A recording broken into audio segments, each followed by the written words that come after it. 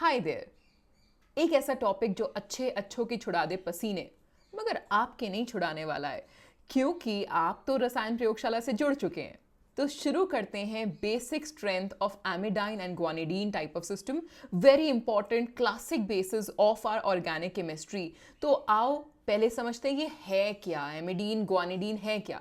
जैसे इनके स्ट्रक्चर पता चल जाए ना, आपको ऐसे क्वेश्चन एकदम पार दृष्टि से तीसरी आंख खुल जाएगी आपकी ऐसे क्वेश्चंस को देखते ही, क्योंकि ये बेसिस तो होते हैं यार बहुत स्ट्रॉन्ग। तो बिना किसी देरी के स्टार्ट करते हैं एमिडाइन काइंड ऑफ सिस्टम। इस तरीके का एमिडाइन काइंड ऑफ सिस्टम दिखता है। दो नाइट्रोजन से आप देख लीजिए, doubly bonded carbon and then single bond NH2। This R can be a hydrogen और एनी एल्काइल ग्रुप।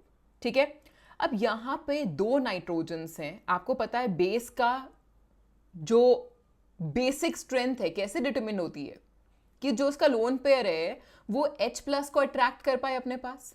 अब दो यहां पे नाइट्रोजन्स हैं, अगर मेरे को कंपेयर करना हो कौन सा नाइट्रोजन इनवाइट करना चाहेगा प्रोटॉन को अपने पास जल्दी, क्या मैं ये कंपेयर कर सकती हूँ? जी हाँ, बिल्कुल कर सकती हूँ, क्यों नहीं कर सकती। तो लेट मी टेल यू, ये जो एमिडाइन है ये स्ट्रॉन्गेस्ट न्यूट्रल बेसिस है अपने ऑर्गेनिक केमिस्ट्री के। इसमें आपको दो नाइट्रोजन दिख चुके हैं। अब हमें कंपेयर करना है कि out of these two nitrogen कौन सा नाइट्रोजन ज्यादा बेसिक कहलाएगा। अब आप ये समझिए कि मैं अगर ये X वाले को H+ दे दूं, क्या बन जाएगा? NH2+, डबल बॉन्ड R, ये NH2, ये बन गया। अब आपने ये देखा, ये वाला नाइट्रोजन sp2 हाइब्रिडाइज था, correct. You have a doubly bonded system, one hydrogen, एक लोन पेयर, एक सिंगल बॉन्ड, इसके बीच में नाइट्रोजन हाइड्रोजन और एक नाइट्रोजन कार्बन। तो if we go by just the number of sigma bonds, sp2 hybridization है, यहाँ पे sp3। तो जिसकी इलेक्ट्रोनेगेटिविटी ज्यादा, sp2 मतलब परसेंटेज एस कैरेक्टर 33.33%, sp3 मतलब परसेंटेज एस कैरेक्टर कितना हो गया आपका 25%। ऑफ कोर्स जो आपका sp2 है वो ज्यादा इनवाइट करेगा H+ अपने पास। और इनवाइट करने के बाद एक खूबसूरत बात हो रही है, चेक। अब यहां लेफ्ट में भी NH2, राइट में भी NH2, मतलब पॉसिबिलिटी दोस्त आ चुकी है इक्विवेलेंट रेजोनेटिंग स्ट्रक्चर की, चेक। अब ये जो NH2+ बन गया है, ये अब इस तरीके से this can come here and इसका lone pair can go here and you will get NH2 single bond, ये R एज इट इज, यहां पे NH2 डबल बॉन्ड प्लस के साथ। सो ये दोनों क्या है? ये दोनों है इक्विवेलेंट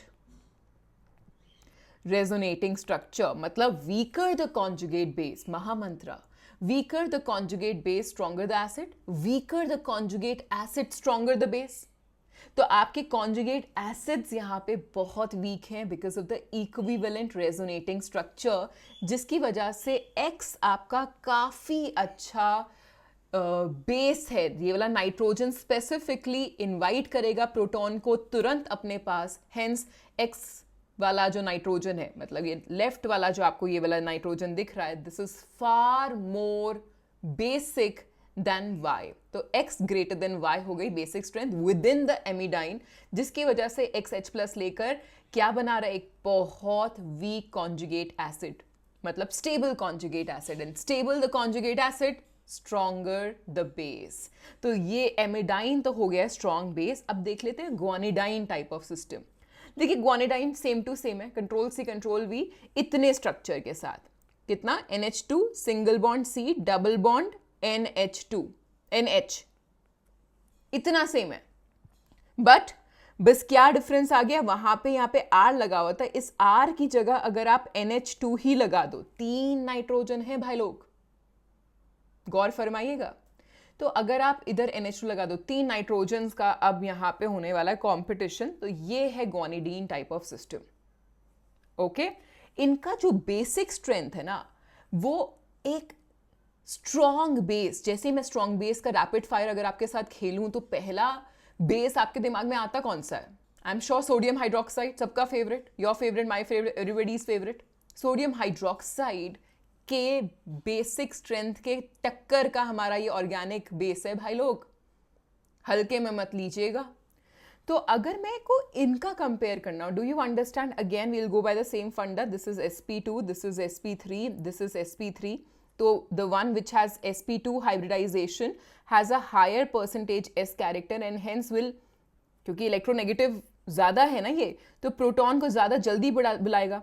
अपने केमिस्ट्री में एक ही फंडा है, positive and negative attracts each other. तो ये H प्लस भाई लोग आ जाएगा और क्या बन जाएगा आपका, यहाँ पे NH2 प्लस बन जाएगा.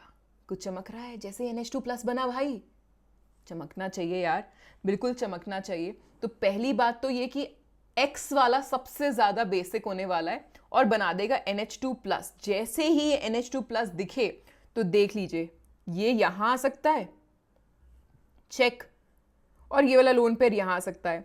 तो पहला आपके पास जो रेजोनेटिंग स्ट्रक्चर आ रहा है वो ऐसा दिख रहा है. और क्यों, यही वाला क्यों, ये भी हो सकता है कि अब ये वाला जो डबल बॉन्ड है this goes back and ये वाला lone pair comes here such that you get this. अब ये वाला सिंगल बॉन्ड में तब्दील हो गया, चेक, NH2 हो गया और यहां पे आ गया NH2 with the plus. Point to be noted my lord, 3 structures हैं आपके पास रेजोनेटिंग. वो भी कैसे resonating structure, equivalent resonating structure.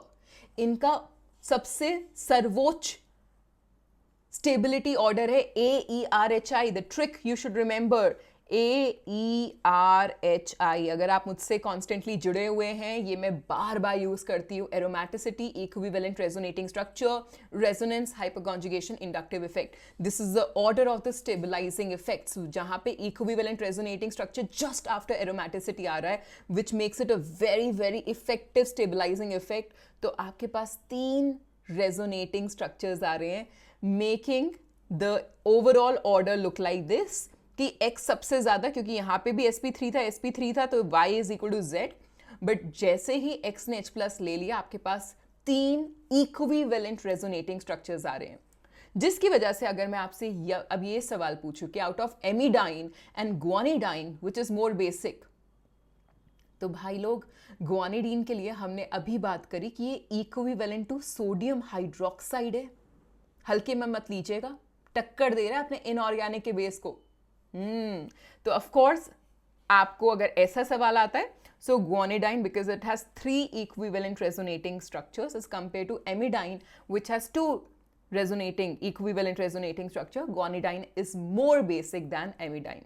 And within, अगर amidine और guanidine के आता है सवाल, तो ये भी आप कर सकते हैं. within guanidine आप देख लीजिए, जो भी sp2 हाइब्रिडाइज्ड का जो नाइट्रोजन है वो ज़्यादा आपका परसेंटेज S कैरेक्टर लेकर बैठा है, जिसकी वजह से H प्लस तुरंत उनके पास आएगा.